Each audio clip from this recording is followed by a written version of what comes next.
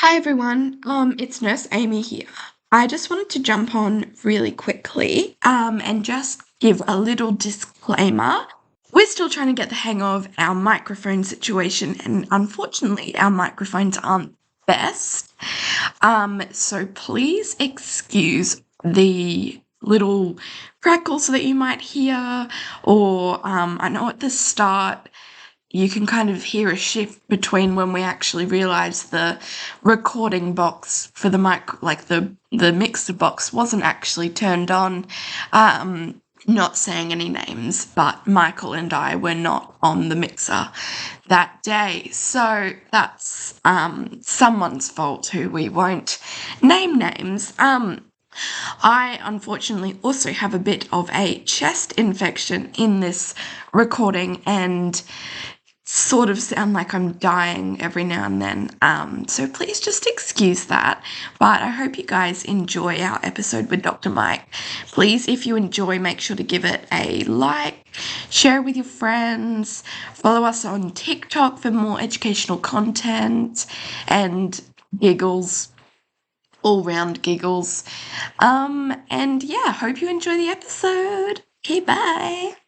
Nice. Hello, everybody. Welcome back to the ECTopics podcast. We are back for episode 9. It's Nurse Amy. And it's Nurse Rob, and it's Dr. Mike today. We have a very exciting guest on our podcast today. Our first guest. We're very excited. Dr. Michael is so famous on TikTok. Well, so famous. Yeah, he's almost as famous as you, Amy. Yeah, we're close to the femininity. No, we're really privileged to have you with us today, Mike, and just have been having some amazing conversations in the lounge that we thought would come down into the studio and have a conversation and let others listen in on the shenanigans that we've been getting up to. Absolutely. Yeah, no, look, I've been following your guys' journey on social media for a long time. Big fan, long-term fan, probably one of the original fans, I think. But yeah, look, it's great to see healthcare workers doing something a bit different and actually giving up your time to educate everybody else. There's a lot of people on social media for the wrong reasons, and it's good to meet people who are actually on it for the right reasons. And look, I learned stuff from your TikToks every single day as well. Things that I've forgotten at the back of my mind and things that are interesting. So absolutely love your work. So it's thank you. Great to finally get on the podcast. That's so lovely. We love your videos. Dr. Michael posts a lot of informational and just debunking content on social media. There's so much dogmolysis. There's just so much crap on the internet, and thank God we've got people like you that can actually bring everyone back down to earth and actually go, hey, this is wrong and this is why. It's really awesome. So you've got a special interest in skin and whiskey. And whiskey. Yeah. Probably whiskey more so than skin. Yeah. Good balance. So Mike's my favourite person in the room. Yeah. Okay. He may or may not have bought a little bottle from the motherland. Yes. You literally brought it all the way from Scotland. Bloody angel. That's because it's Scotch. Yeah. Okay. Do you know, I actually didn't know that. Yeah. Okay. Yeah. Anyways. So tell us a little bit about you. How did you start on TikTok? How did you become... Actually, let's go right back to the start. You were born. Go. Okay. I was born a long time ago now. Born in Scotland, obviously. Did all my medical training in Scotland. Always wanted to be a doctor, classic medical school interview, question, answer. Yeah. But no, look, I really did. I love science. I love helping people. I've always had a kind of caring streak. And what better way to put those two together to good use? So that's why I became a doctor.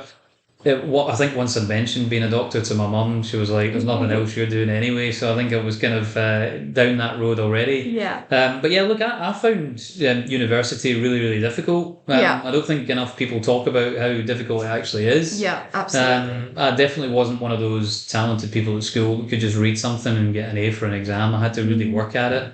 And the way I got myself through university was reading really complicated medical stuff and trying to make it as simple as possible so that I can understand it. And I think that's probably why my social media channels have resonated with so many people and been so successful, is because I actually just try and simplify it.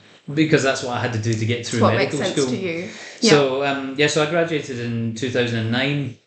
Did all my junior doctor years through in Glasgow and the surroundings. Always wanted to do emergency medicine, but actually I did it for a couple of years, realised that it's probably going to take over my life a bit too much than I was comfortable with. Just very close to burning out even after 2 years. And so it really made me take a step back and say, right, what do I think I could do for 30 or 40 years and do it consistently without, either affecting my mental health or my physical health?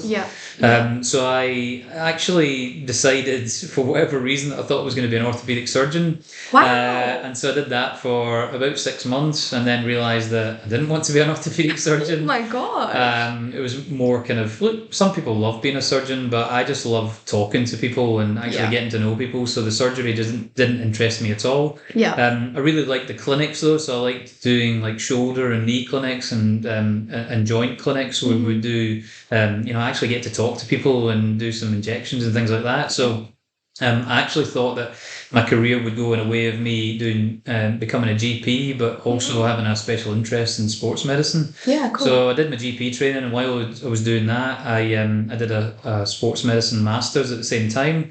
And so I could incorporate my love of orthopedic stuff that's not surgery and doing primary healthcare, which I love, because I do believe, and I still believe, that if we can influence people before they get diseases, then the world would be a much easier place and the hospitals would be much less busy. Look, obviously, I think the government's got different priorities and they don't tend to give primary care the money that it needs, which is a shame, because I think, if we focused on that, we could make such a big difference. So I did my GP training in the UK.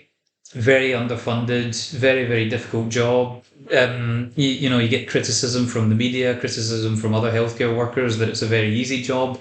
I would challenge anybody to come and do a day in general practice in the UK and tell me that it's easy at the end of it. It's just non-stop. And I felt like it was more like fast food medicine, because I got into medicine to make connections with people, to be there for the good times, the bad times, and everything in between. But I felt like general practice in the UK was just firefighting, and it was like fast food medicine. It was dealing with the problem in front of you and not actually with the person. And I just felt very uncomfortable with that. And again, after doing that, I felt as if I was burning out and my mental health went down. I was really just not looking forward to work on a Monday morning, and this was on a Friday evening, just finishing work. So it was really affecting me.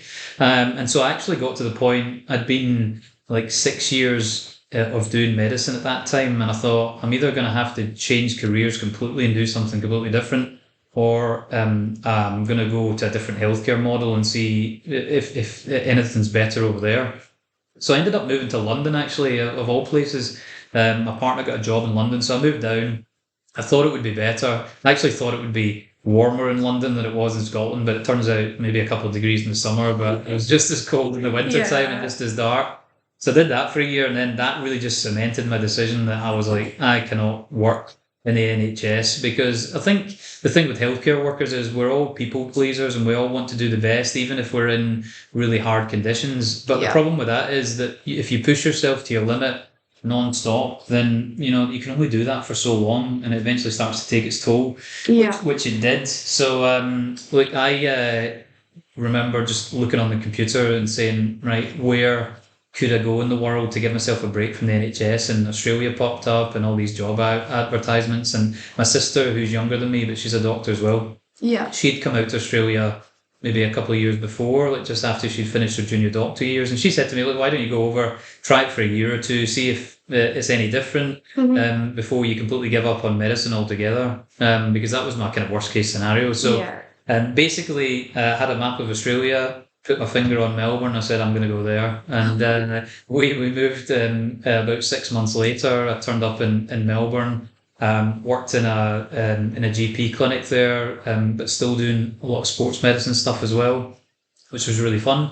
And then, I once I was really happy actually because the workload was much better and people actually like gave a shit about me. Absolutely. I remember my first day working. The practice manager and one of the other doctors came in at like 6:15, and I finished at 6 o'clock. And they said to me, "What are you still doing here?" And I was so confused. I was like, "I'm just finishing off some paperwork." Yeah. But nobody in the UK had ever asked me like why I'm still here. Probably, No. So the focus on work-life balance in Australia straight away, I was like, well, this is different. Oh, that's so good. But I also felt I got to spend a bit more time with patients because it doesn't sound like a lot, but in the UK, we only had 10-minute appointments with people. Wow. And in Australia, I had 15 minutes, and you might say, oh, that's only 5 minutes extra. But in that 5 minutes, I could do the things that I wanted to do with patients. I can find out who they are, what's going on at home. Are they up to date with the screening? Do a bit of preventative stuff as well as dealing with the issue that they came in with, which I thought was fantastic, and I didn't feel rushed. Yeah. And so I actually started enjoying medicine again. And then I did that for a few years. Kind of one of the things that I really wanted to do when I came to Australia was that we don't get a lot of skin cancer or as much skin cancer in Scotland as we do in Australia, obviously, because there's just the sun's non-existent in Scotland. Like it doesn't happen. The most sun people get is when they go on a holiday to Spain for a week or two in the summertime. But one of the things that I really identified, I said, if I'm coming to Australia, I want to learn a new skill that I wouldn't have learned if I was in Scotland. And so I went on a few skin cancer courses. I ended up doing some diplomas in skin cancer medicine and skin cancer surgery. And I thought that everybody was really supportive. So I got to do a lot of skin cancer work as well as doing mixed in with the GP work and some sports medicine stuff as well. So I had a very varied week, and I really was enjoying what I was doing. But then COVID came, dreaded COVID, and everything kind of changed. I think when COVID happened, it was very, very difficult on everybody. I think it makes you question your whole life basically because you've got a lot of time to think. So I was kind of thinking, right, I kind of always had that kind of thought of going back and doing emergency medicine again. Yeah. Because obviously that's what I went to university to do. That was my goal. Yeah. But it just kind of started again. I was like, right, how can I incorporate more emergency stuff into my work? And one of my friends was doing some rural work where they got to go to a little rural hospital, and they were basically able to do GP plus emergency plus work on the wards. And I thought, that sounds really, really good. I'm going to give it a shot. And so that was in about 2021, and to be honest, that's all I've been doing ever since. I just love working in rural communities because you get to know the community, you get to become part of the community, you know the background to people, you get to know the staff in the hospital, everybody in the town knows each other.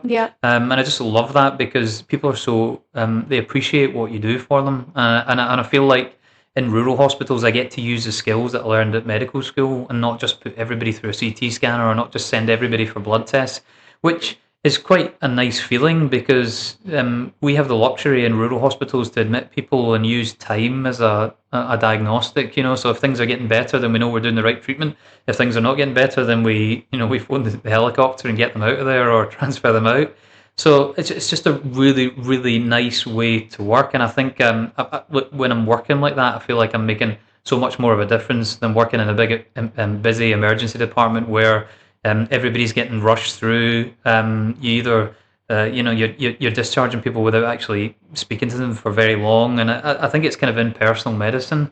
And it's not really the type of doctor that I wanted to be growing up. I always wanted to be the person that would spend time with people and listen to their story. And I think that's probably why there's been quite a bit of mistrust in the medical fields over the last couple of years. It's just that people feel we're not listening to them. And especially on my social media platform, I want people to see that we are trying to listen. It's difficult, but we are really on the same page. We're not, sometimes the system makes you work in a way that you don't really want to, and it can seem like you're being rushed out the door. But I really want to say to people that we are listening. And until we've got a bit of a broken system, it's definitely better here in Australia than it is in the UK. But doctors and nurses are working their hardest. It might seem to some people that they say, the doctors don't listen to me, the nurses don't listen to me, but I think it's just the constraints of the system that you're working in that are actually most of the problem. I think if we had our way, we would spend a lot more time with patients and listen to them. But I basically started doing my social media channels around the same kind of time. So during COVID, I wanted to start a YouTube channel because I was teaching at Monash University. And I really loved teaching, but I didn't just love teaching the clinical stuff. I actually liked helping the students that weren't doing so well, and the students that were flagged as not doing very well and probably projected not to pass the year. I actually liked mentoring them and trying to work out what was happening in the background and why they weren't doing as well and what we could put in place. And sometimes people just need a bit of a tap on the shoulder to say, we've all been there. University is difficult. Some people appear to fly through it, but they're going to have the same problems as everybody else. They just put a better face on it. But Absolutely. because I found university so difficult myself, I almost felt it a bit of a responsibility to mentor people who weren't doing so well as well, because I would have quite liked that to have happened to me when I was going through university. So then that all started, and as I was doing my YouTube videos, somebody just very randomly said to me, look, there's this new platform coming out called TikTok. Why don't you just post your videos on there? And I thought, right, I'll give it a shot. So started posting videos on there, and I'd never done any social media before. All my experience with social media was saying happy birthday to people on Facebook, the usual, happy birthdays, and then I would disappear into oblivion again. But then I started to do these videos on TikTok, and just very quickly they seemed to get a lot of traction, and I got a lot of followers in a very, very short space of time, and I was like, I don't know if this is normal or not, but there was so much content for me to pick from, because around about COVID times, look, there's a lot of misinformation out there, and sitting as somebody who'd been through medical school and done all the training, to hear certain misinformation being spread, I kind of felt a bit of a responsibility to say, right, well, you've heard this, but here's what actually the study that you're quoting says, and I think you're not quite right there. So it was also a difficult time as well, because obviously when you push back against conspiracies and misinformation, you do get a bit of blowback yourself. So I was kind of like, do you know what, it's par for the course. I think it's important for kind of public health to go and actually discuss all this and just show an openness to having a conversation about it. And then basically, things have tracked from there. I've been doing it for three and a half years now. My videos, obviously, the pandemic's finished, so there's not as much of that kind of content. And I really just want to cover topics that people are constantly asking me about, but also things that I think that medical, that healthcare doesn't do so well. So conditions that I don't think we necessarily treat very well, or we don't have the answers to, or the science isn't there. But I think it's important for doctors to show that they're trying. We don't have all the answers for, pick whatever one you want, endometriosis, polycystic ovaries, so many other conditions, but a lot of women's health, to be honest. We don't have all the answers, and and some people might pretend like they know the answers, but sometimes we have to just say, look, the science isn't there. We have to do the best with what we've got. We need to put more money in, more research, and try and get to a level where we can confidently say we've got something that really works. I think a lot of people feel let down by the medical system, and I would love to be able to just try and nudge them back in the way of saying, look, we don't know everything, and I think we need to put our hands up and say that we don't. But I think the only way we move forward with people that have lost trust in us is to actually just admit that, we're human beings too. And we try. And, we try, we make mistakes, we don't have the answers for everything, but, medicine in the 21st century should be a two-way street anyway. It shouldn't be, doctors just wagging their finger at you and telling you what you should be doing. I think it should be a two-way conversation, two people talking about a problem and trying to work out the best way to fix it. And I think that's the way I see medicine in the future, because that's the way it should be. We should be advising people, telling them the risks and the benefits, and whatever decision they make is the decision that's the right one. Yeah, I think that there's so much that we don't know, and I almost feel like there's so much pressure on doctors and nurses to know all the things. And you're absolutely right. There's so much that we do need to research about, especially women's health. And obviously it is hard as a woman who does have some of these conditions that are so unresearched. it is really hard to go to a doctor and be, kind of feel like you've got to try out all these doctors and see which one's going to validate your feelings. Yep. And so it's so nice to hear that there obviously I know, but there are people out there that are really trying their best and trying to work with you and will hear you.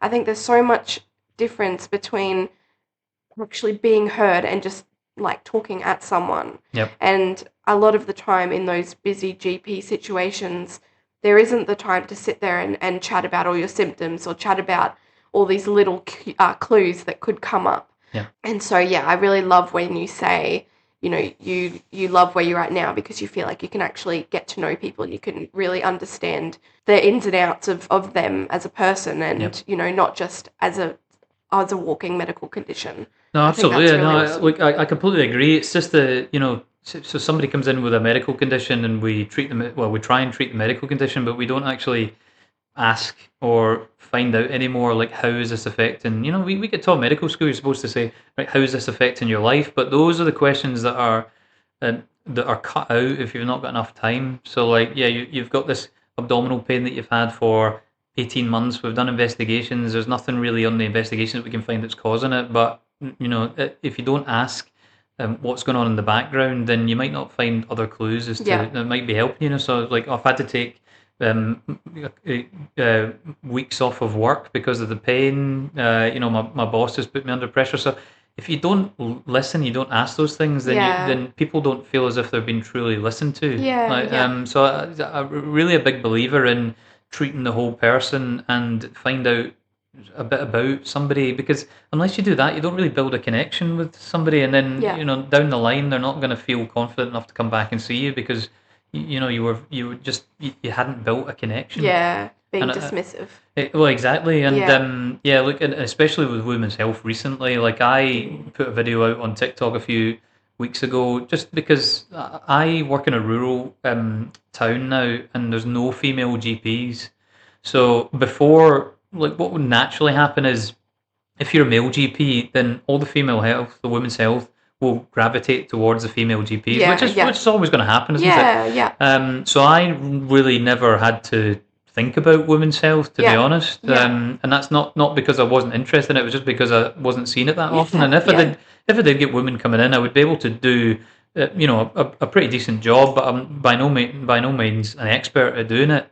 But now that I'm in a rural place, I really want to try and give people the same level of care that they would get in a metropolitan city. So I want to try and stop the disparity between the outcomes in rural places and in the city. And I want to try and even that out. And the only way I do that is by filling in gaps in my knowledge. So I decided to sign up for a menopause course with a doctor called Louise Newson, who made the headlines for probably not the right reason. There was a bit of controversy behind her, but I actually learned a lot from her course because we're at university and certainly in your training when it comes to some women's health stuff, there's a lot of scare tactics and things. You shouldn't prescribe this and you shouldn't prescribe that. But I actually found the course really, really useful. But then after doing her course, I found on Instagram and on TikTok there was like two different factions of doctors that specialize in women's health. Ones that were very, very pro HRT and prescribing high doses of HRT, and then ones that were like very against those doctors. And so I actually just put a video out saying, do you know what, I'm just as confused as any woman out there because I'm being told one thing by one set of doctors and I'm being told another. So how do we navigate this? And I got so many responses to that I was like, look, it just shows me that women are confused. And until we start actually listening to their concerns and putting the money into research and not dismissing what they're talking about, I think we can't really move forward because especially I've got a lot of female followers on TikTok, and whenever I ask for topics that people want me to do videos on, invariably there's a lot of women's health. I would just feel very guilty if I didn't actually upskill and try to learn as much as I could about it because since I've done these courses, I've actually felt as if I've been able to do a much better job when I'm in the rural communities. Just such a big advocate in listening to people, and not just listening to patients, listening to everybody in the team in the hospital, listening to patients' families. Just take all the information you can get, and then at least if I actually think if you're a nice person and you listen to people, it's very, very difficult for people to get angry for you.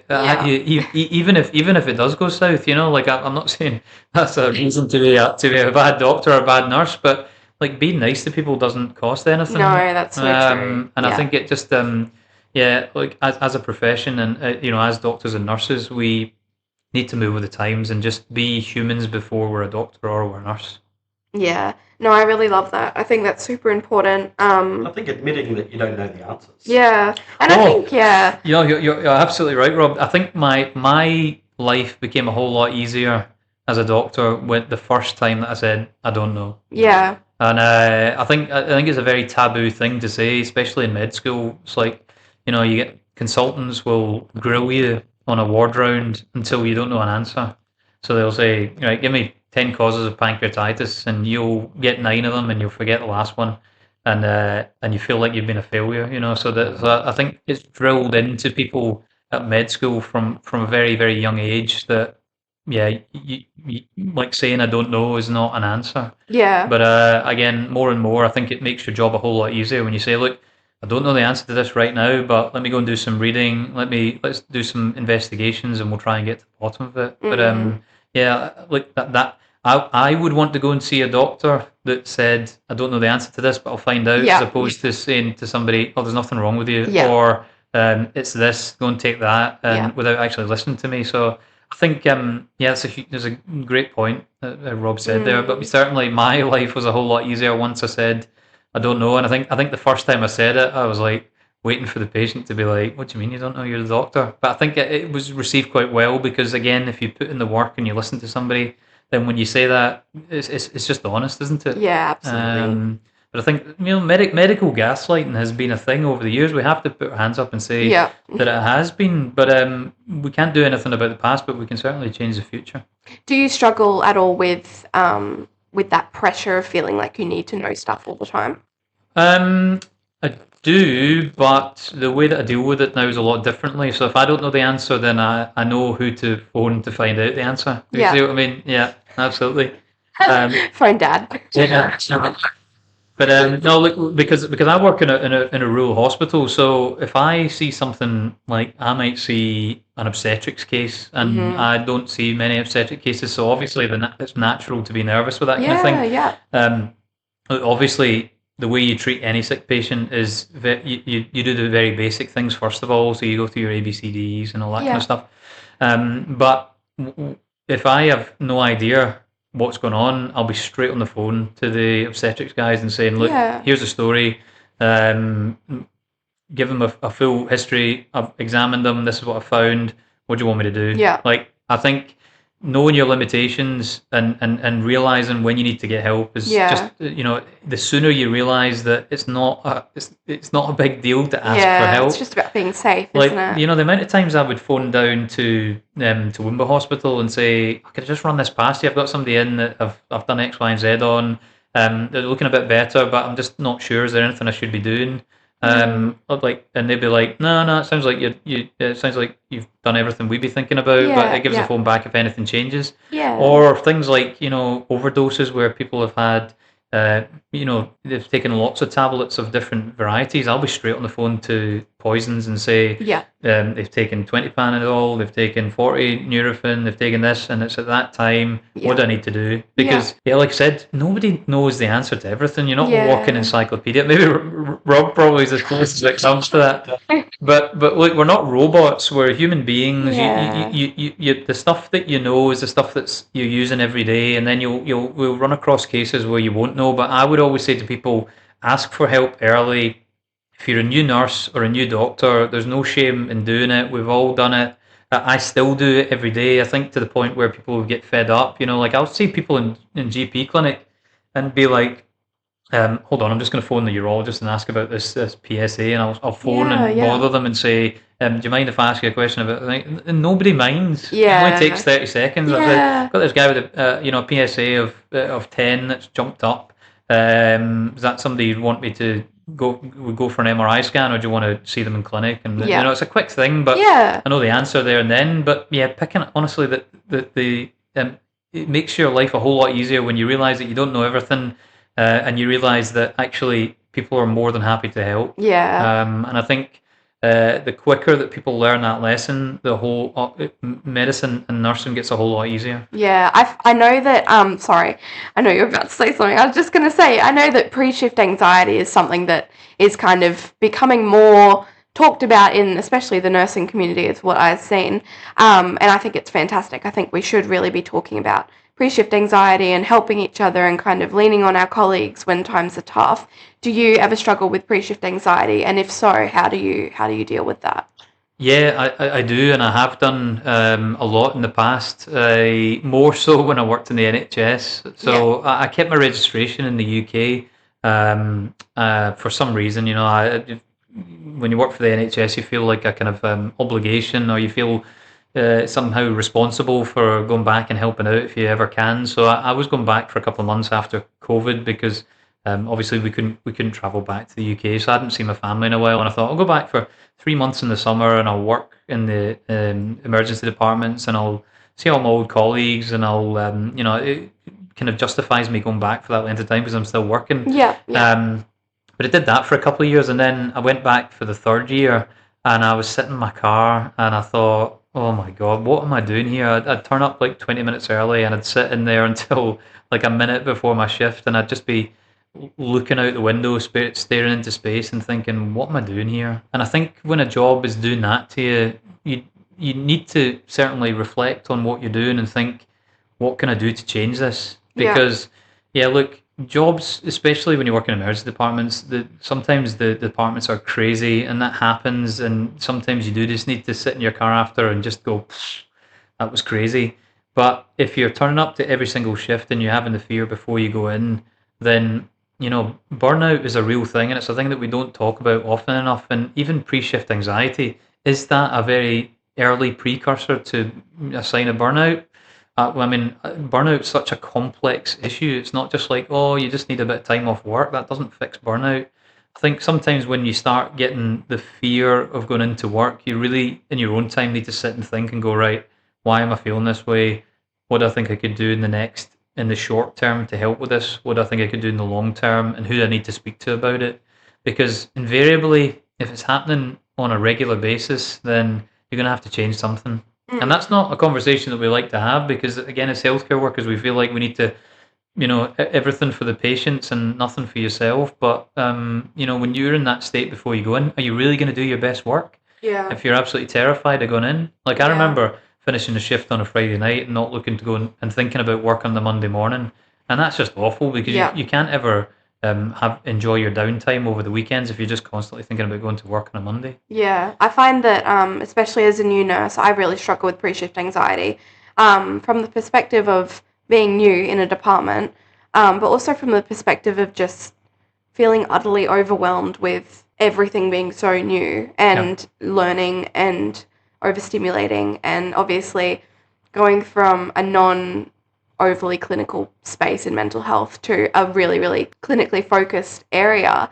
It's a really, really, really scary thing to do, and I'm struggling with deciphering between this pre-shift anxiety is too much and it's not worth it, or I just need to push past this and it will get better. Well, it's trying to work out if it's normal or if it's becoming abnormal. Yeah. You see what I mean? Like, imagine you were doing a bungee jump and you were standing on the edge looking down, and you stood there for 20 minutes. You'd be pretty scared for 20 minutes, wouldn't you? Whereas if you just jumped straight away, you wouldn't have that fear. Yeah. So sitting outside in your car, look, you're probably going to overthink things and No. What? Exactly. I never do that. You are the queen of overthinking.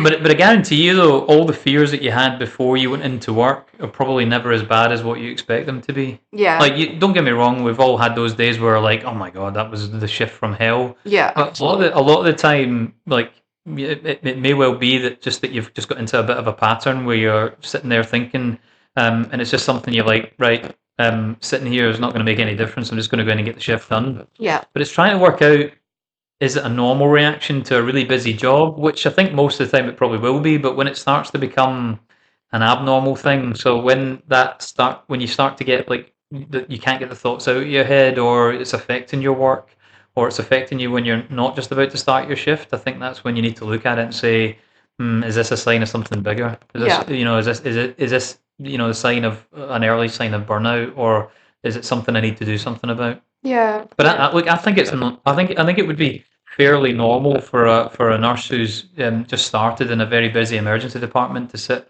outside in a car and go, oh my god, I don't know what to expect. but the longer you sit there, I think the worse you'll feel. Yeah, that's so if you true. see what I mean. Yeah, absolutely. But it's not something that we talk about enough. We don't talk about how you should feel outside of work. We don't talk about how you should prepare for a shift. These are all things that you wouldn't ever learn at med school or nursing school. You're just like, on you go. Yeah. But they're completely things that we need to speak about. Yeah, I think there's so much pressure on, being at work all the time and not letting down your teammates and making sure that your work-life balance is great and that you're really productive on your days off and all this pressure to be like this perfect person that has it all together. Yeah. But our job is actually really hard. Like what we do is hard work, and I don't work full-time. I couldn't imagine working full-time. I would not be able to do full-time. And thank God we're in a time where we can, work 0.8 or 0.7. But yeah, there definitely was a time, and I know that for you especially, especially in med school, I know that the rotations are crazy and exhausting, and it must have been really tough. Yeah, look, I think nursing and medicine is probably very similar. When you guys do your placements through university, you're gonna, you're basically going from doing placements to doing the job, so you never really get any downtime. You're just straight into it. Yeah. Look, I've always said we're human beings. We're not robots. We can't treat us like robots. And sometimes I think there's a bit of tokenism in healthcare as well, where they say, "Oh, make sure you're enjoying your days off, or you're productive in your days off, whatever that means." But if you've just had a monster of a shift the day before and you've seen some pretty traumatic things, then you're not going to have a good weekend, are you? Yeah. It's just not. And you may just need to lay in bed all day. Yeah, exactly. And I think sometimes that's what we need. Yeah. But look, so it might, all these things can be affected by the behaviours of senior staff at work as well. I'm a big believer in whenever there's something traumatic happens in a department, it shouldn't just be a quick debrief and get back to your work type of thing. I think we should really be looking out to see whether people do need psychological help, because there's a lot of things you see, especially as a new doctor and a new nurse, that you can't process, that you'll think about for years to come in moments that you won't expect it. You'll wake up in the middle of the night and think, oh my god, I just remembered that thoracotomy I saw like 10 years ago. It would never get out of your brain. But I think we're still really bad at not being proactive when it comes to counselling and psychology support for young doctors and nurses. And just this, get back to your work. There's people to be seen type of thing. Yeah. I think it's getting a little bit better because they at least offer it now. Yeah. But I don't think there's still a bit of a taboo about taking people up on the offer. I think it should be, if there's been a traumatic event in resus, everybody should go and see a psychologist for 10-15 minutes just for a chat to try and work out, right, who's actually dealing with that better than the other ones, and try and do that. That's the way you would do it if you're trying to keep your workforce healthy. Yeah. But unfortunately, when it's an opt-in service and you have to be the one to go and say, I need a bit of help, there's always a bit of a kind of weakness there. You see what I mean? Yeah. Look, I think we should be treating healthcare workers the way we treat airline staff or big rich businessmen who get every perk under the sun, and these guys, because they're doing high performing jobs and high paying jobs, they're treated on a different level than we are. We're just used sometimes until we burn out, and then they get somebody else to come in and replace us. And like I said, I've spoken about burnout so many times. It's a complex condition, and it's not just fixed by doing less work or not working. It's just a manifestation of lots of different things that need to be addressed. But I think we could be so much better if we just actually planned and gave people a plan as to what to do if they thought they were getting burnout, as opposed to treating it when they have it. It's and just awareness. And also a feeling of, it's not surprising that you might be feeling burnt out. Do you know what I mean? Instead of you Yeah. feeling guilty about it. Yeah, making it more normalized. I think also the fact that,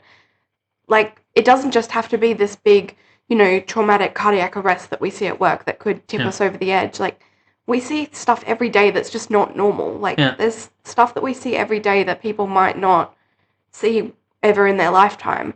And I think that we don't give ourselves enough credit to realize that we're actually dealing with very abnormal things every day. Absolutely, yeah. We kind of normalize it, and we've all got a pretty dark humor to try and get us through. That's the way we deal with it. But that's the way we're dealing with it. We're not getting support from the people around us. It should be being a doctor or being a nurse. You should want to be working in that job for 30 or 40 years, and you should be able to work in that job for 30 or 40 years.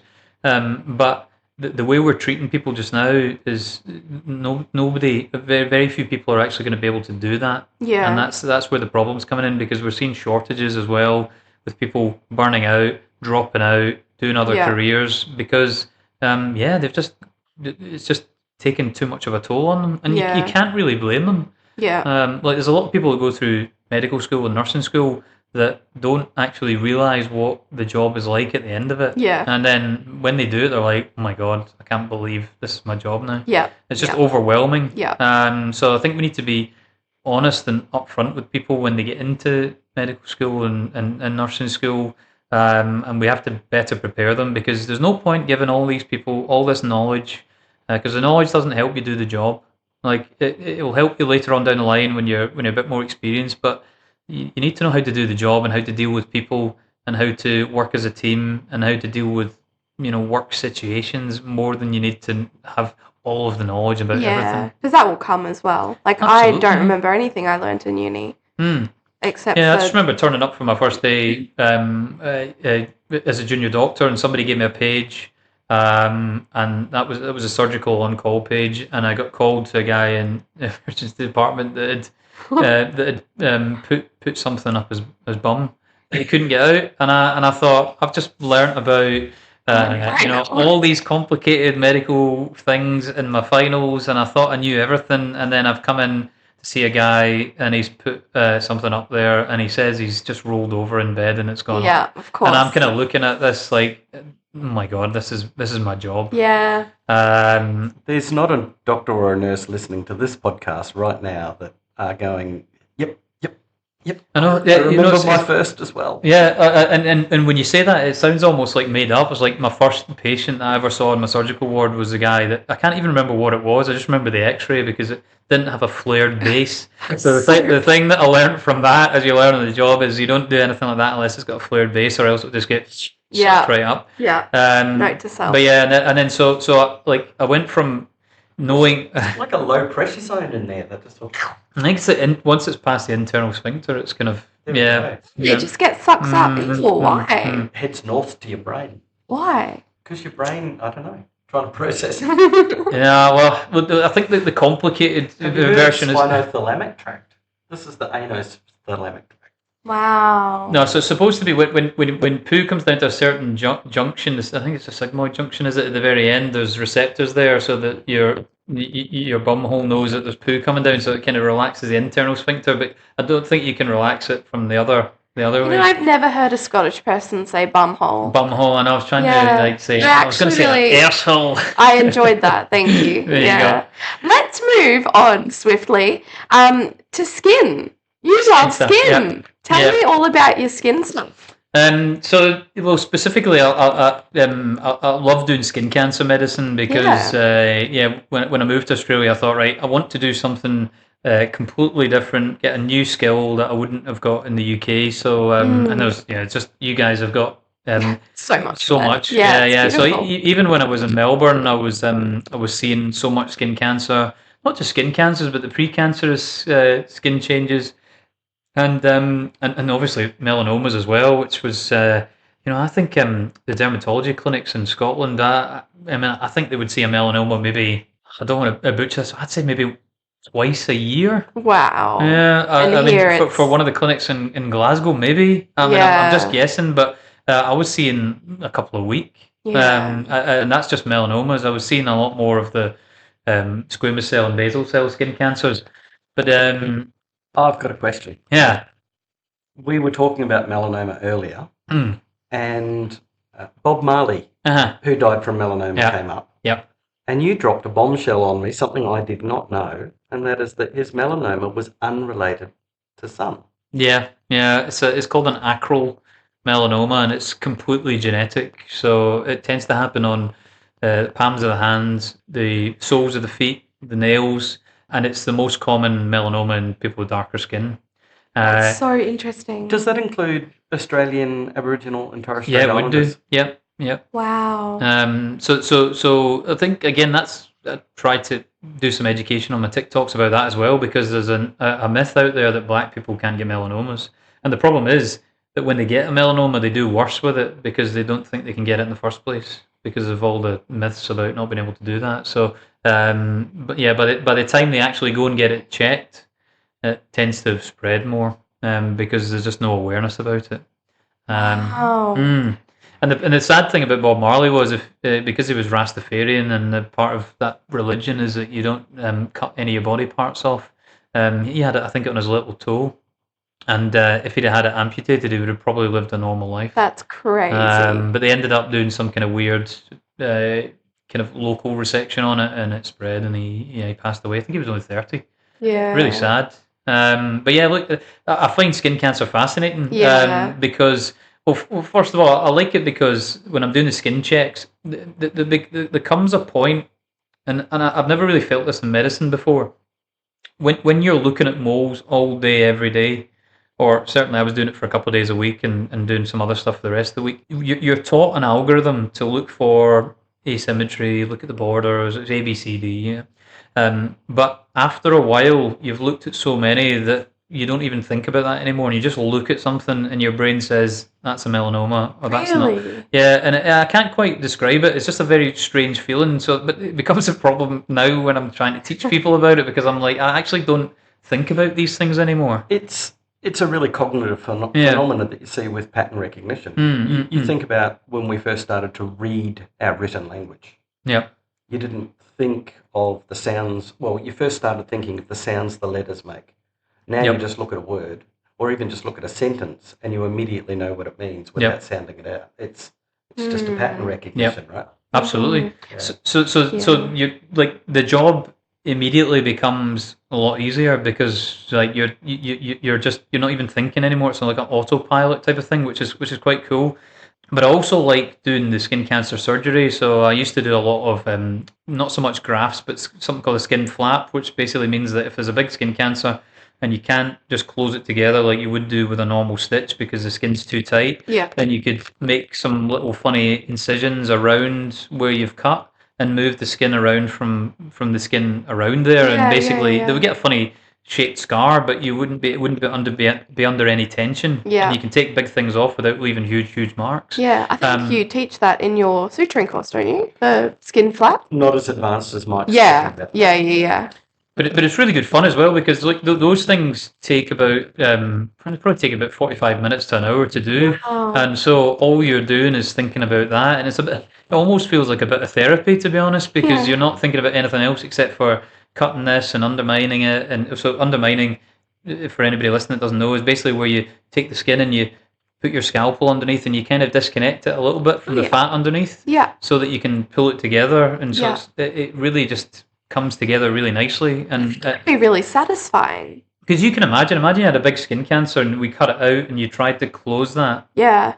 Like that's a huge hole to close. So those stitches are going to be under a lot of tension. Yeah. So either it's going to burst when you bend over to pick something up, or it's not going to heal properly because it's under too much tension. So I found all that really fascinating, and there would be days where I would just be doing skin checks, and there would be days where I would be just doing excisions and surgery and biopsies and things, and I just absolutely loved it because again it was mixing talking to people with a bit of the surgery and the surgical skills that I'd learned, from my training. But also I just saw so much weird stuff. And like the amount of times I would take something out and think, like I would just have this little spider sense in my head and be like, that doesn't look normal. I don't know what it is, but I'm taking it out. Yeah. And there was sometimes I took out things and it came back as like a Kaposi sarcoma. Yeah, on the base. What's that? So it's usually associated with somebody with HIV. Yeah, it's like not always, but it can be. I thought, looking down the microscope, I was like, this is some kind of weird subtype of BCC that I've never seen before. And it turned out to be one of these Kaposi sarcomas. But one of the other things that used to keep me up at night, though, I won't bore you with the details too much, but the 1 in 20 melanomas is called an amelanotic melanoma, which is a melanoma that doesn't have any colour in it. And it's basically like a pink, colourless growth in the skin. But it makes up about 1 in 20 melanomas. Wow. And so we're all checking our skin right now. Exactly, but one in 20 is You know, like when you get a itchy lot. when people are talking about fleas? Yeah. Yeah, well, You're feeling itchy? I'll be back. I'm just going to the mirror. Yeah, I'm worried about that on my face. But yeah, it's funny though, because we're always talking about look for when your moles change, look for new moles that pop up within 3 to 6 months. But the amelanotic melanomas, even though they make up 1 in 20 melanomas, we don't say anything about those, which I find really worrying. They're the ones that would give me sleepless nights. Yeah, wow. Because they don't look anything like your traditional melanoma. Wow. But yeah, I just love the variety of it. Yeah. Obviously, I'm in Queensland now. I've got so many. I do a lot of skin checks in my work as a GP, and I still do a lot of excisions as well. And I love that because I've got the variety of working in the emergency department, working with the inpatients in the hospital, working in the GP clinic, and then a bit of skin cancer on top. So basically, I've found a way of incorporating all the things that I enjoy in work in one job. That's so awesome. You can't really beat that, can you? It doesn't feel like work if you're enjoying it. Yeah, that's so cool. Find what you love to do and figure out how to make you pay your bills. So we were talking about sunscreen. I was just going to go Well, there. I'm doing it. Okay. We were talking about sunscreen, and I'm not going to do the podcast anymore. I'll just leave. Maybe you're fired. And you said something really. You've got to clip that up and use that as the intro for the. Yeah, maybe you're fired. Just that. You said something about sunscreen, and it has changed my life. Yeah, tell everyone. So yes, sunscreen. When you put it on, it causes a chemical reaction to happen on the surface of the skin, so that the UV it is absorbed into the skin and then released as heat instead of being absorbed deeper into the skin. So that chemical reaction takes about 10 minutes to happen. So even if you were sweaty and you were sweating it off, the chemical reaction would have still happened. So it's not actually a reflective thing that most people think it is. It's actually redirecting that heat away from your skin and stopping the UV from penetrating deeper down. That's so cool. So if you've just applied it, you've been out in the sun all day, you're technically not, like, you don't need to reapply in half an hour because you've sweated it all off, quote unquote. Well, look, it gets a bit complicated because it depends what skin type you are. So obviously, ginger pale people, skin type 1, and then you've got skin type 5 up at the people with much darker skin. So the time that it takes, I'm forever telling people to look at their weather app and look at what the UV is doing, because the temperature doesn't equate to what the UV is doing. Yeah. The UV could be double figures and it could be 20 degrees, or the UV could be 7 and it could be 30 degrees. It's not the same thing. But looking at the UV, I would... Overcast days on the boat. Yeah, the worst. Hey? Yeah. Yeah, you because those are the ones that catch people out. People tend to think, oh, it's a hot day outside, I'll put my sunscreen on, or it's overcast, I won't bother. But the worst times you'll get burnt is in the overcast days when you're not expecting it. So look, I would say, if you're skin type 1 or 2, you should be reapplying every 2 or 3 hours. But everybody's skin's different. Yeah. And I hate giving blanket information out there because some people will be fine doing it after 4 hours, and some people won't. And I don't want to give wrong information out. People will know how long they can stay out, and it depends what the UV is. I would say any time you're out and the UV is over 3, which in Australia in the summertime it's going to be all the time, then just make sure you're putting it on, because it's not just the UV that does damage. There's visible light, which is on the spectrum as well, that also does some damage to your skin that I don't particularly want. You want to keep your skin nice and healthy. That's something that we don't talk about enough. But it's a UV that's either going to cause the damage deeper down to the DNA in your skin, or it's going to cause the burning. But regardless, it will increase your risk of skin cancers, but also increase your risk of pigmentation and wrinkles and all this, the aging process that happens with the skin. I have a question. And I'm going to play the devil's advocate. Yeah. Devil's avocado. The devil's avocado. The question relates to this. So obviously we as Australians have a necessity to protect ourselves from UV. Yep. Yet on the same token, there's a lot of conversation around vitamin D insufficiency. So substandard vitamin D levels, particularly in Australian women and particularly in nurses or shift working Australian women. Just some of your thoughts around how do we find that healthy balance between getting enough sun to be able to make our vitamin D requirements versus protecting ourselves against UV radiation damage? Really good question. I get asked this a lot on social media as well. The answer is if you want to get it from the sun, 15 minutes, 10 to 15 minutes. If you've got white, fair skin, kind of midday heat, 10-15 minutes would give you enough to last you for the day. If you've got darker skin, you need probably double that. You need about half an hour. I just don't think it's worth. Look, there's a lot of alternative health gurus out there that say, oh, the sun's amazing, we've had it for hundreds of billions of years or whatever, it's been around for a long time. Why are we so scared of it? We need it for vitamin D. Well, I would say, look, you can get vitamin D from other sources as well. You can get it from your diet, and you can take a supplement. You can take a once weekly supplement, which would mean that you don't need to expose your skin to any of the damage. And so, look, a lot of people criticize me and say, oh, you're fear-mongering from the sun. It can do so many benefits. Well, it can, but you can also get those benefits in alternative ways. So you can look at your diet and see if you can get some more leafy vegetables in there, see if you can get your dairy products up, all that kind of stuff. Or just supplement and don't take the risk. Certainly when I was in the UK, the guidelines are that you should be supplementing in the winter time anyway, because there's just not enough sun there. But I would say in Australia, like if you want to go out in the sun for 10-15 minutes and you're still getting the same damage to your skin. It's not like it's for free. You're still having the trade-off there. So I'm getting my vitamin D, but I'm also doing a bit of sun damage. I wouldn't want to be doing that. So I try and get it from my diet, and I will take a supplement as well. Because look, vitamin D is important. Vitamin D is important not only for bone health, it's also important in immune function, and lots of other things as well. But I think the people who push on social media that you need the sun for vitamin D just don't understand that there are risks that come along with it, but also there's alternative sources. Fair enough, if there was no other source and you had to go out in the sun, then that's a no-brainer, isn't it? But I think it's just trivialized. It's like, oh, you go out in the sun for 10-15 minutes, but if you go out for the sun 10-15 minutes the last few days when the UV's been 11, 12, 13, you'll be burnt. So is it worth the risk? I don't think so. I would probably rather supplement. And again, people would say, oh yeah, you're just pushing supplements.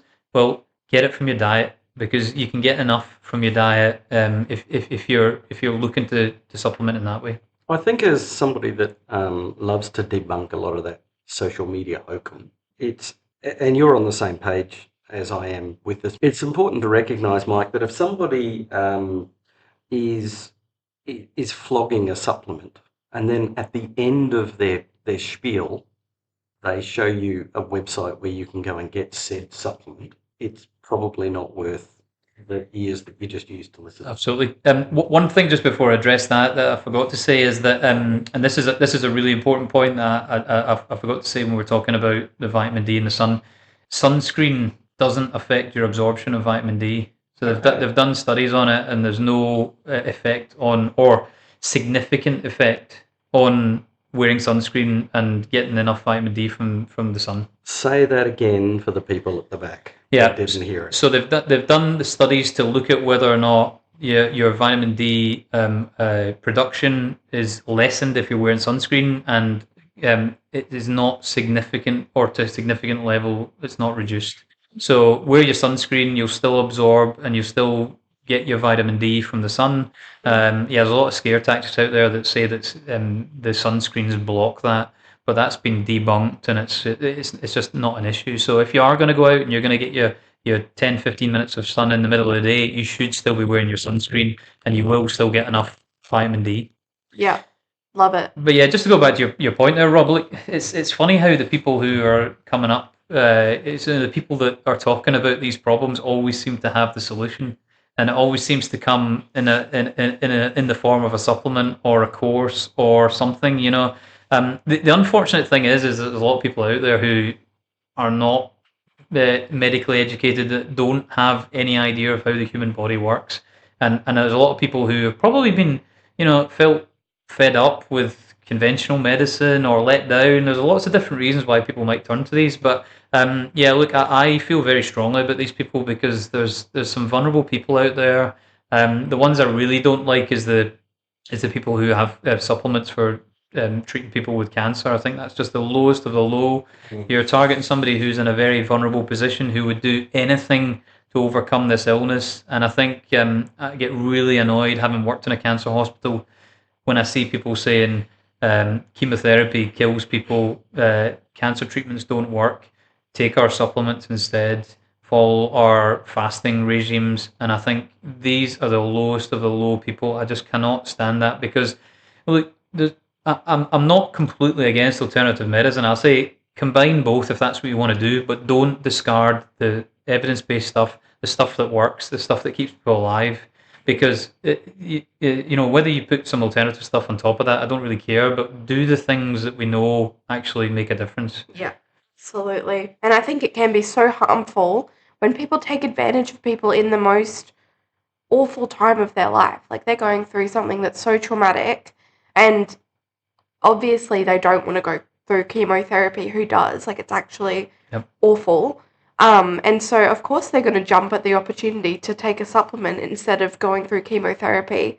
But it is so dangerous, and it is so unfortunate that people think that it's okay to target people in the most vulnerable state. Yeah, oh, absolutely. And the other thing is, as well, people don't seem to have the same cynicism of supplements as they do for Big Pharma. Like we know Big Pharma is our best friend and our worst enemy, all combined up into one. They make lots of money, but they, if we didn't have them, our lifespans would be significantly shorter. So we're in this kind of balance where we need them, and they do a lot of research, and it's always pretty good research, and that's where all the new developments are coming from. So we have to live in this world of Big Pharma and accept that they make a lot of profits, and that's just the way it is. But the supplement companies, these supplements don't go through any rigorous testing. They don't go through the same approvals as what Big Pharma medications do. And so what you're buying online is actually may not be what you think you're getting. And they've done lots of studies where they've bought these things and they've actually put them through the analyzing machines and found that there was none of the what was claimed to be in there. But people don't seem to have the same cynicism for that.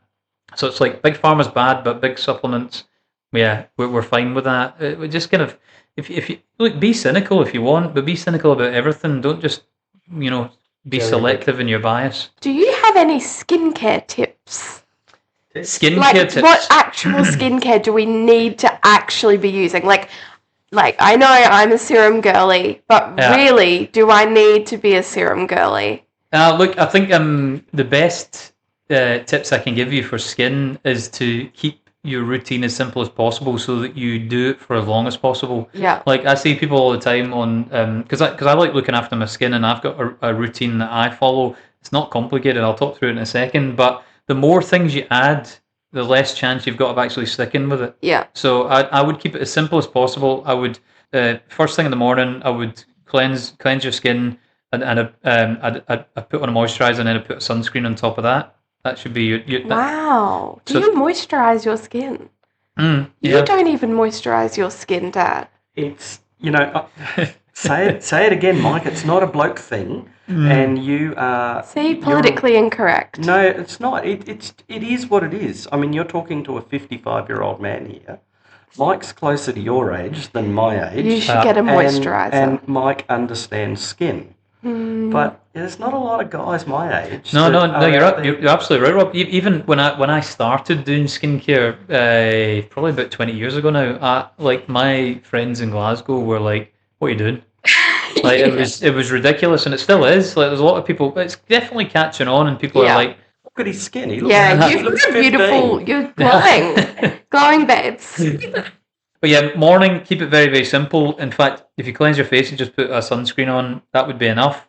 Before bedtime, definitely some retinol. Really? Yeah, like retinol is the only thing that actually causes an increase in cell turnover and it has got anti-aging benefit to it. How old should you be before? Because I've heard that you shouldn't use retinol until you're a certain age or No, something. it's a myth. Look, you can use it as young as you want. The only issue is if you're using it well, first of all, you got to start off very, very slow because Yeah. some people can get what's called a purge. So it brings out your pimples and can dry your skin out. So if you used it every day and you never used it before, that's more likely to happen. But what you should probably do is use a very small amount, put it on your skin once a week, let your skin get used to it, Yeah. and then go up to twice a week. Do that for a couple of weeks, then go up to 3 times a week. But look, if you're using retinol, it's pretty, it's pretty strong stuff. It will make your skin more sensitive to the sun, so you just have to be even more careful. But I think if you go by moisturizer, sunscreen, and a bit of retinol before bedtime, and you do that religiously. Sunscreen before bed. No, sunscreen in the morning. Oh, sorry. No, not before. Depends where you're sleeping, doesn't it? Or maybe after a night shift. Not no, but if you keep it simple. Now that would be the first thing the three things. So sunscreen, moisturizer, and retinol. If you did that, your skin would look great. The extra things I add in is I use peptides. Yeah. From the brand is escaping me now. It's I went to Korea recently this year and I got some Korean sunscreen. I got a peptide that's got like 5 peptides in it. Anyway, I put that on in the morning as well. So I'll do my moisturizing my peptides first, moisturizer, sunscreen, and then I'll do retinol before bedtime. And then, like, if you want to, and if you got an event or something, you can put some hyaluronic acid on, which will kind of plump your skin up a little bit more. Yeah, I love my hyaluronic acid. And then if you want to go even further, then a couple of times a week you could put a bit of an AHA or a BHA acid on as well. Yeah. What about niacinamide? Niacinamide is I think it's overrated a little bit. Really? Yeah. Wow, it's like everyone's like use niacinamide. Yeah, it wouldn't be in my essentials to be honest. Yeah. No, don't get me wrong. In the past, I have used it, and I take oral nicotinamide, which is vitamin B3 in a supplement, but that's more for the skin cancer studies that have been done on that for preventing skin cancers. So you're basically taking an oral form of that, but yeah, topically, I didn't really find it did very much. Wow. To be honest, yeah.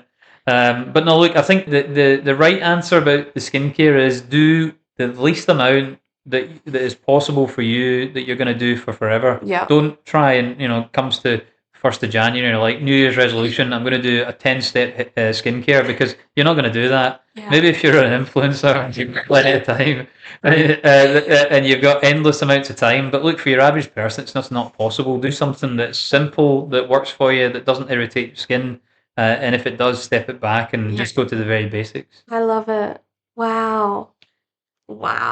Any questions, Dink? No, I'm good. We've got to do the final segment. Yeah, but this is like rapid fire questions. Right, go for it. Rapid. Okay. Now these are straight from our Facebook page. Right, go for it. It's getting late, so these are straight from our Facebook page. Right.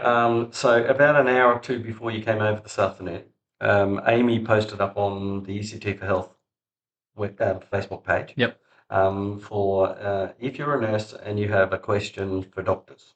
Right. Let's go for it. All right. So, there's like 150 questions. I'm not going to go through them all. Okay. What do you wish nurses did differently? What would you change so doctors and nurses can achieve a more synchronous approach to patient care?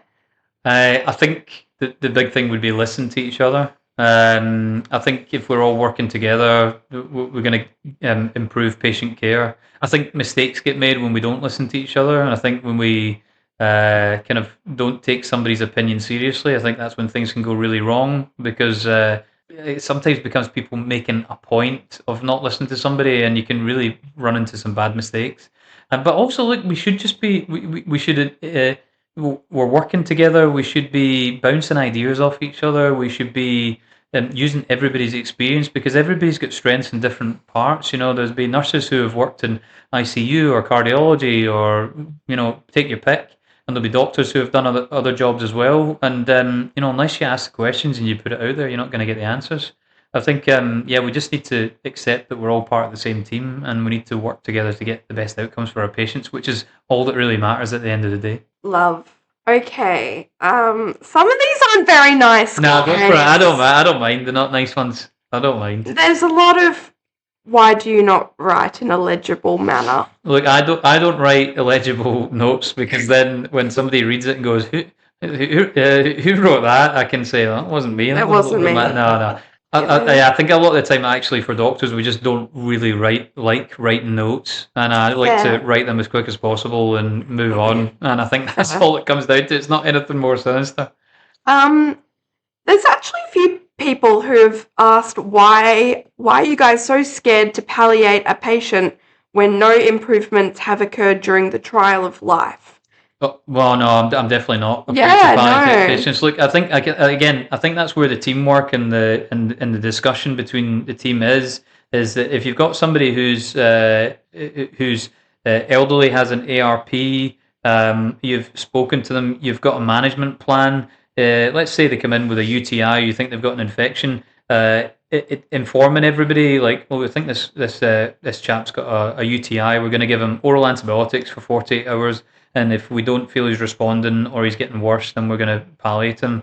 Does that sound like a reasonable plan to everybody? Mm-hmm. And you'll get input from everybody, and we'll find out. But look, I think the problem is you've got to really kind of respect patients' wishes as well. There's a lot of people who come in with ARPs saying they don't want to be bedbound, they don't want to be prolonging their life if they're suffering, and a lot of people are suffering. There's a lot of people we get in from care homes who are just lying in bed all day, get a pneumonia, they get some antibiotics, and they get better, and then 2 weeks later they're in exactly the same spot. Yeah, and I think we need to be better at actually making those decisions, because for animals, if animals were suffering, we would be making decisions to help them with their life. Yeah. When it comes to humans, we're really reluctant to have those conversations. Yeah. So I'm really just kind of open and honest with people when they come in. I'm like, look, it looks like they've got an infection of some sort.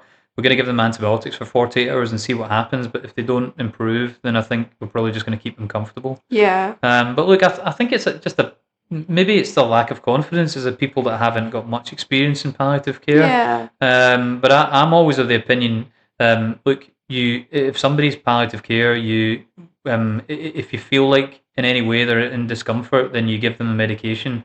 And if you're having to give them medication all the time, and it's something that's happening every hour that you feel like they're agitated, then you have to start a syringe driver. And I think recognizing that, because look, everybody wants to have a pain-free, not agitated end of life. That would be, and I think there's a misconception that syringe drivers kill people as well. They don't. They just give the same medicine that we've been given over the course of the day. Yeah. But I think, look, having a clear plan. This is what we're doing for this patient. In 48 hours, we're going to have a look.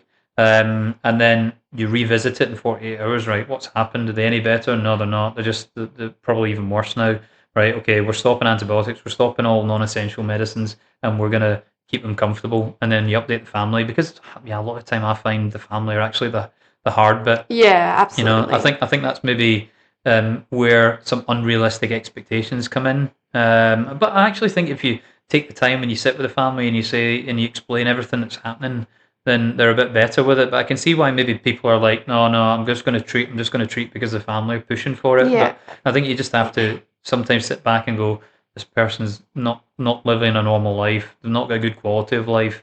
And if they're not responding to these antibiotics, then we're not going to give them IVs. We're not going to give them oxygen. We're not transferring them out of here. We're keeping them comfortable. Yeah, that's so good. If you could ask nurses to do just one thing differently, what would it be and why? This might be a bit controversial. I'd say no. But this is meant in the nicest way possible, and I think it's just part of what we've been talking about tonight. But be better to your young.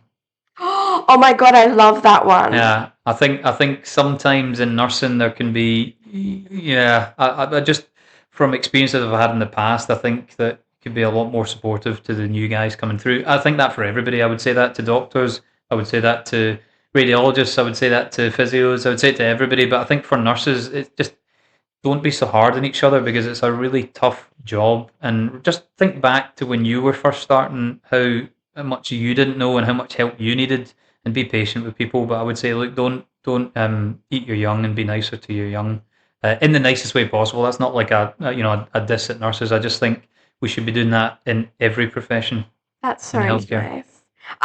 There's a few questions, and I don't believe that you have this view at all. So I'm going to word it a little bit differently.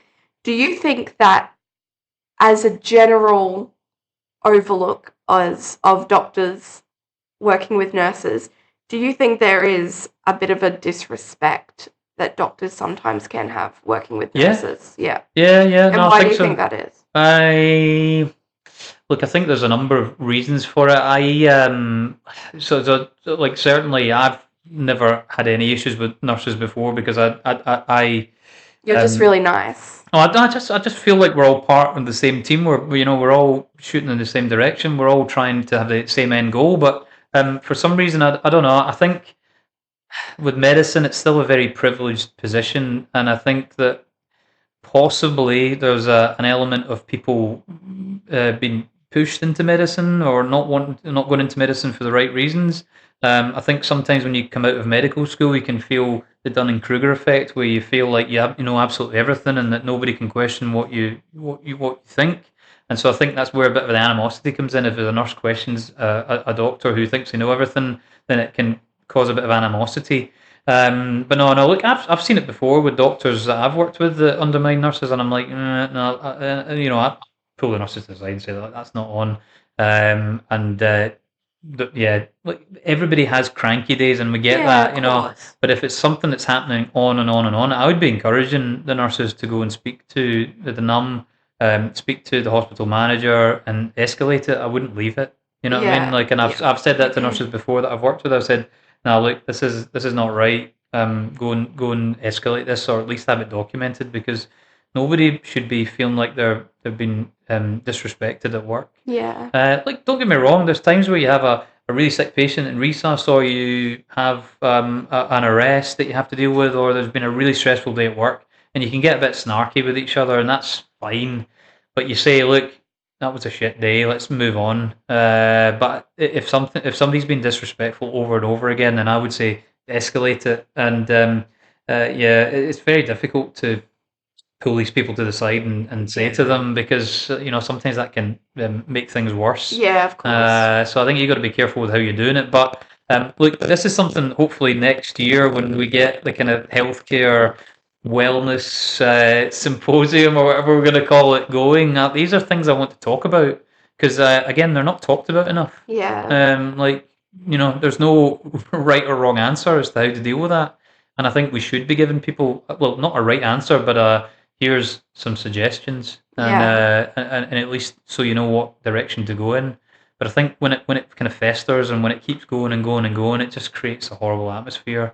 And certainly there's been places I've worked before where I'd be like, I don't know how you guys do it. And you see it on TikTok sometimes, especially, it seems to be like in American healthcare for some reason, like there's just this toxic relationship between doctors and nurses, and I just don't know how they enjoy going to work and working with each other, because at some point it's going to affect patient care. Absolutely. And certainly, like, imagine you're sitting in your car for half an hour outside work already. If you were in a toxic environment like that, then you just wouldn't want to go in at all. Yeah. Of course. So yeah, look, these are difficult conversations to have, but until we start having these difficult conversations, then they're always going to be difficult. You know what I mean? So I'd quite like to make some inroads, as to say, I don't have the full answers, but here's what we would suggest to do. Or we get experienced nurses in and say, right, what would you do in that situation? We get doctors in and say, right, what would you do in that situation? And try and form some kind of roadmap for people. Yeah. But yeah, it's a difficult answer, but I would say if you're feeling disrespected, escalate it, get it reported, because look, if you're working in any job, that's what you would do normally. Just because we're in healthcare doesn't make it any different. It's not worth it. Okay, I'm good. This will be the last question. Alrighty. No, this isn't a hard one. It's actually a really lovely question. This is from Emma. How can we help you do your job effectively? That is a really good question. Look, I think the way the nurses help me the most is they First of all, when I'm in the emergency department and I'm being called in overnight, I want to know how urgent I need to come over. So I'll always ask nurses, "Are you worried about this person?" If they say yes, I'll be straight over there. But I want to hear that I'm all about teaching and educating, and if I see a patient, I always get the nurses to come over and listen to the chest or feel the tummy and say, right, this is what I think is going on. I just want the nurses to keep doing what they're doing. I think one of the things I really like is when nurses monitor the OBS, so that even though the QADs might be normal, they're moving in the wrong direction. If you see what I mean, I think I think it's we're looking for that delta. Exactly. So, like, if somebody's respiratory rate, suddenly goes up, then I'd love people to go, look, just a heads up, this person's respiratory rate's gone up to 22. All their other logs are normal, but I'm not sure what's going on. Like, I think if we can deal with patients early like that, or at least have them on the radar, then further down the line, we can preempt if there's going to be any problems. But like, it's going to be really cheesy. I would say nurses, keep doing what you're doing, because I'm biased because we've got a great team in Jindawi, and I've never, we all really work together, and you do have to do that in small rural communities. Like, I have to trust the nurses, and when they they'll examine people for me when I'm over in the clinic doing other things, and I would really just want people to speak up if they think somebody is going in the wrong direction. I would rather know earlier than later, if you see what I mean. Yeah. For me, I would never give anybody into trouble. I would never give anybody into trouble anyway, but I would never say something bad about being called over to review somebody who the nurses are worried about. If you're worried about them, it's enough to worry me. So, just tell us. Don't be worried about annoying the doctor or all that kind of stuff. That's sorry. It all just comes down to communication, and ask questions. We want to learn from each other, and also work together in a really good environment. I think healthcare would be so much better if we were all nice to each other, and then wouldn't matter how horrible the patients were to us, because at least we're nice to each other. Yeah. But I think we've got a long way to go. I think there's just so many. I think there's a lot of people on both sides, doctors and nurses, that just for whatever reason have an issue, and I think we need to try and work towards correcting that. And it's something we need to talk about, because it's not normal, and we do need to talk about it until we start having it as a normal part of conversation and making it less awkward. We're never going to get anywhere. Yeah. Well, onwards and upwards to our symposium. Absolutely. Yeah, there you go. Plug for that. Is that sponsored? Yeah. For that. As soon as we start to get some details, we'll have to start. Yeah. I have to start letting people know. Mike, you've been so generous with your time with us this evening. I want you to have an opportunity to plug your social. Yes, plug away. And Go for your it. podcast. Yeah. Well. So my socials are DrMichael Says, all one word. It's just the same on everything, whether it's TikTok or Instagram and that. And I started doing a podcast a few months ago called What the Health. I think there's about 4 What the Health, though, so that becomes a problem when people are searching for it on Spotify. But yeah, look, I basically just talk in a longer format about the things that I talk on TikTok about. I try and do things that are in the news, but really, I'm kind of, this is my first shot at doing a podcast, so I think it's almost like a pilot run for doing a more a kind of more complicated production with guests and things. So if you like the kind of things I talk about, and I talk about healthcare and how we can work better together as healthcare workers all the time. Love to hear your thoughts as well. It's definitely an interactive thing. So if you're interested, come and follow me or listen to my podcast. I must admit, it's just me lying in bed with a fancy microphone, blabbering on, and then cutting out the as I try and think about things to talk about. I'll be very honest, but a lot of people have had some. I've had some good feedback, so that's the main thing. Excellent. Love it. Thank you so much fantastic. for coming on our podcast. No, you're very welcome. And thank you for being so authentic and awesome. And everyone go follow Dr. Michael, whether you want to or not. You guys keep up your good work as well, because it's you're doing a really good job. It's a bit of a roller coaster ride, but we're enjoying the journey, and we're really new to podcasting, and you are our first guest. My God. Oh, no. It's my favourite guest that we've ever had. Thank you so Yeah, much. Yeah, yeah. yeah. I'd be disappointed if I wasn't. Yeah. I'm the first. Certainly our favourite Yeah. one today, hey? Yeah, Mm. absolutely. Yeah. That's excellent. Well, I'm Nurse Rob. I'm Nurse Amy. And Dr. Mike. you've been listening to ECTopics, a podcast for nurses. Thank you so much for joining us, and we will speak to you next episode. Bye, everyone. Bye. Bye.